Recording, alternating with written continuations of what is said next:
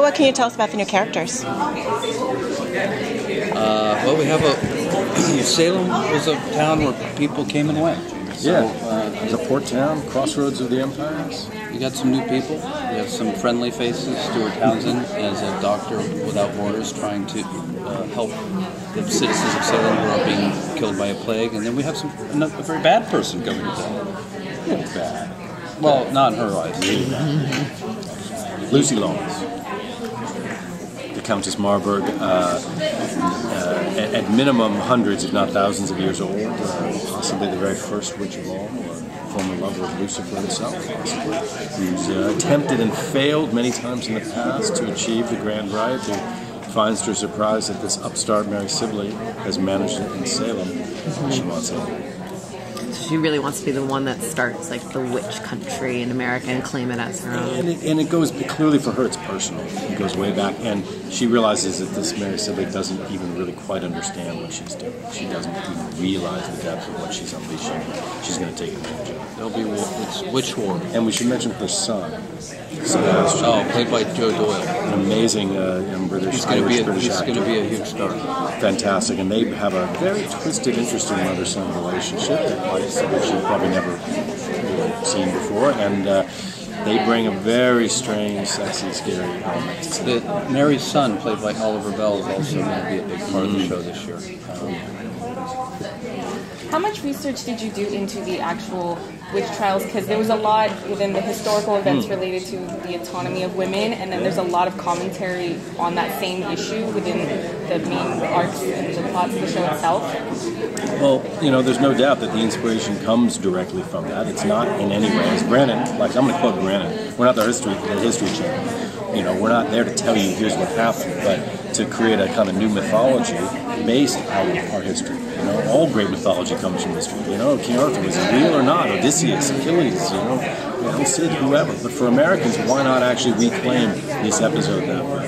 And at the same time, almost every character you will encounter on this show was a real person. Now, we may have taken them in directions that they never went before, but some of the hints were there. In fact, if anything, the very, very origins were reading in the archives for the first time they'd published some of the transcripts that had never been published before of the trials, and coming upon this odd story that people were always half familiar with, that this servant/slave, Tituba, had gotten in trouble for serving this thing called a witch cake to try to cure some of the possessed kids, and then it had turned out that she didn't actually have the recipe. She had been given the recipe by a good Puritan woman named Mary Sibley.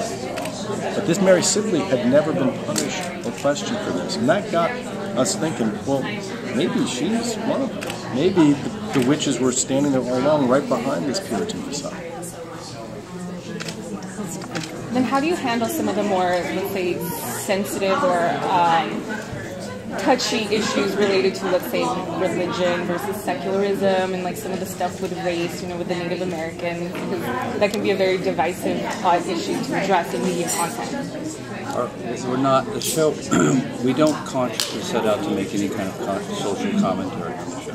Religion is treated as it was in the day. People believed in God, they believed in the devil, and they believed in witchcraft. Everyone did. Virtually everyone. And if you go, if anything, we've tried to put the viewer into the mindset of that time. So you take from it what you want. There are a lot of social undercurrents involving oppression and female empowerment, and we hope that people will take what they will from the show. Yeah, and there's no doubt. I mean, Brannon says absolutely right that we set out from the get-go not to do history from the outside, but from the inside. You could literally capture the mindset, and like Brannon says, everybody believed in witchcraft. Even the people who thought the witch trials were wrong, they didn't think it was wrong because they didn't think witches existed. They just didn't think they got the right people.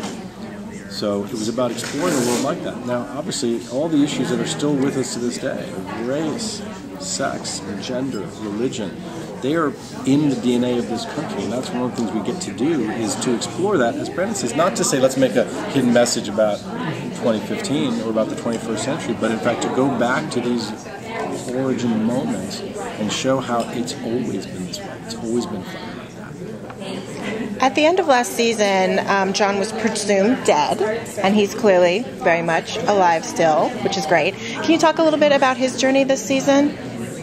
He's on a very different trajectory. He's brought back to life by an Indian tribe who arm him with some supernatural weapons of sorts, and he's on a trajectory to as a broken-hearted man who died.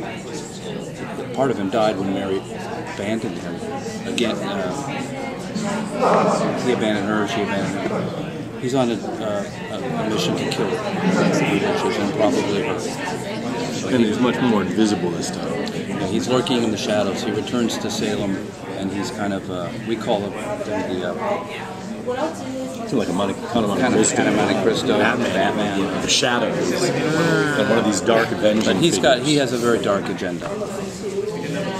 Can you talk a little bit about Mary and Mercy? Their relationship is great, and I've seen the season premiere, which I really enjoyed. And can you talk about what we're going to see between those two specifically? Well, this year was a theme of there were some strong paternal themes last year. This year it's maternal, and it's about mothers and daughters. Yeah, we say it sometimes. It's the season of the dark mothers. And Mary is a mother figure to Mercy. Marburg's kind of a mother figure too. She might play into that, but it's let's just say this, it's a highly dysfunctional, horrifying mother-daughter relationship between them.